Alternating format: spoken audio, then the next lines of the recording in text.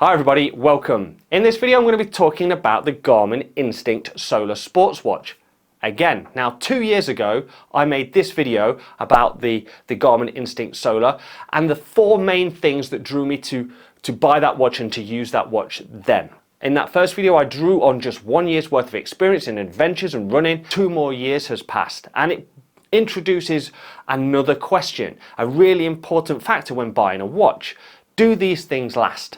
What sort of lifespan do these devices have? After 3 years, is this still going? Is it still charging? Has it been jaded or tainted, damaged, nicked or broken in that time? I'm going to be just sort of looking at that as we go through this video.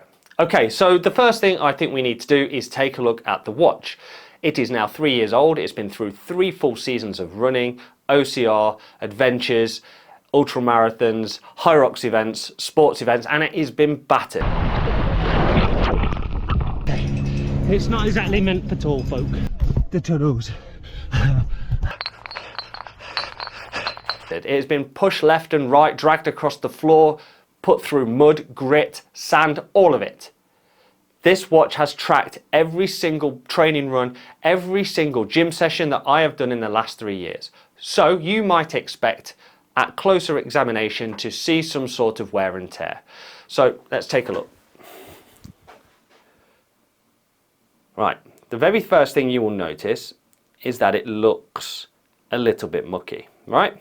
And that is not the watch's fault. That is because I have never really taken any care of this watch. I've never really needed to. It gets a wipe down after sort of my muddy events, just so I can see the screen.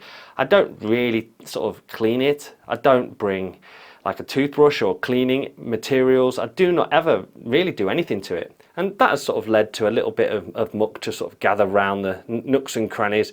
But all we can do now is take it and wash it, right? We'll actually go and wash it right now and take a look at what 3 years worth of wear and tear looks like. And we'll have a real good zoom in. So you can see it has accumulated a bit of mud and debris. It's all sort of dried on there quite well. So we're going to give it a bit of a clean. All right, got my trusty toothbrush.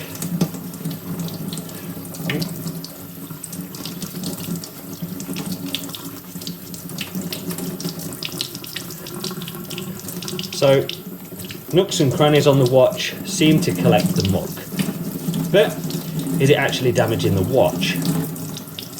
So here we have a nice close-up of the watch. So after cleaning, it looks a little bit better.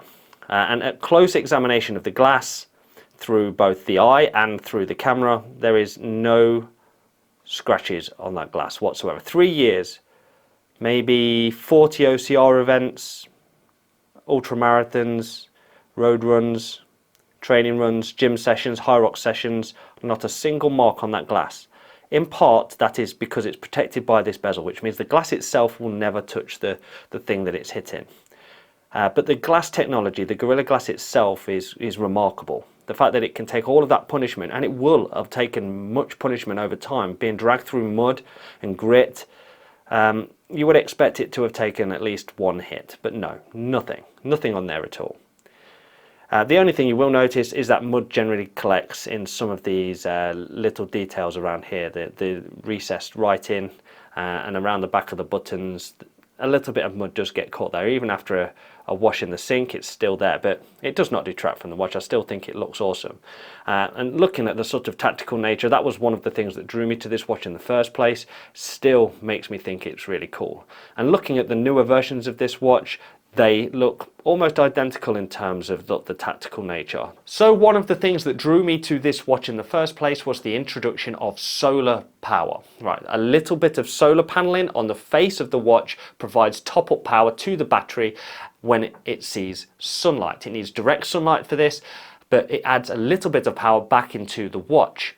So this was a big selling point for me. I really wanted this to be good. And in that first year, I went and did a 24-hour event where I needed my watch to last the entire time on one single track continuously through that time. And it did a banging job of doing that. It knocked out, I think it was a 65-mile effort that day, and it had lots of battery left. But back then it was still quite new, and the battery was still quite healthy. And like a lot of devices, over time, batteries can fatigue and give you less good performance. You see this a lot in phones. So how is this doing? Well, I've recently been and done a series of ultramarathons called the Rat Race Sea to Summit, and these ultramarathons were all over 30 miles. So I'm going to take the largest one as an example. I did the Snowdon event last, and I did that in October, so not a particularly sunny month. And it was a 35-mile effort, and it took 8-ish hours to complete. So I was out most of the day in the daylight. I started off with a full charge, of course I did, and as I went round, I noticed that the watch wasn't really suffering at all in terms of battery. And when I completed it, I'd maybe consumed 40% of the watch. That was 35 miles, 8 hours with very limited sunshine. So it wasn't topping itself up. It gives me sort of an impression of what the watch can do. We're probably still north of 70 to 80 miles on a single charge. You throw in a dollop of sunshine and you could probably push that to 90, if not 100 miles. So that's what this watch is capable of giving me today, after 3 years of use. I think that is fantastic. So I have an example about how great the battery capacity and the solar charging is on the Garmin Instinct Solar. Earlier this year, I went on holiday, a 7-day holiday to South Wales. On the 8th day, I was due to take part in Nuclear Fit and Nuclear Storm, 2 1-hour competitive fitness competitions that I desperately wanted to track on this watch. Now, on arrival on day 1, I realised 2 things. The battery was at 30% on my watch, and I'd forgot the charging cable. I had then the realisation that this watch is not going to make those events. In addition, I like to go on runs when I'm on holiday. I like to track those. I like people on Strava to see that I'm on holiday and doing running.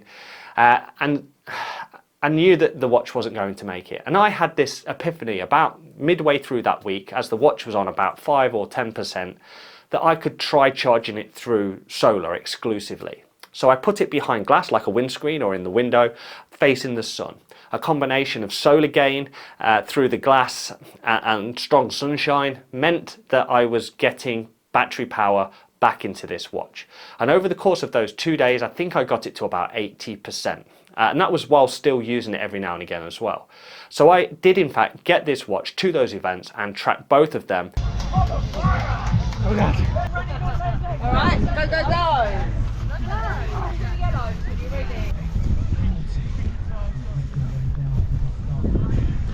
See past 9 racers to the start area, please.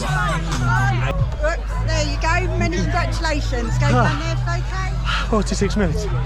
And I think the watch then still lasted a couple of days after that. That is a testament to that technology. When you are without a charging lead and all you've got is the sunshine, this will step up and get the job done. So there have been 2 new iterations of this watch since I did the first video 2 years ago. There has been the Garmin Instinct Solar 2, which looked very similar to this, and I think it was just very small iterative changes to improve the efficiency of the watch. Beyond that, more recently there has been the Garmin Instinct Solar 3. So the big question is, are these new watches worth it? Do they do sports tracking better than this watch does? Now, Garmin has a standard set of activities that most of the Garmin watches can track. Most will be able to do running and swimming and cycling and a whole list of other activities. Most will have a heart rate monitor. So what do these watches do that this watch won't? That's the question I have.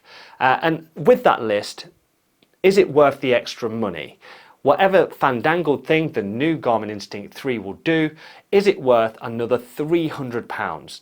Will it do additional things? Will it hold up over time like this one has? I suppose no one will know for another 3 years if that watch can hold up as every bit as well as this watch can. So I think the most important question to answer is, has this watch stood the test of time? Yes, a massive resounding yes. Every single race, run, OCR and ultramarathon that I've done, this watch has tracked perfectly. Every bit of grit, gravel and mud hasn't even tainted this watch. If I could just get the little bits of mud out of those letters, it would look almost as good as new. So that begs the question, should you spend all that extra money on the newer versions of this same watch?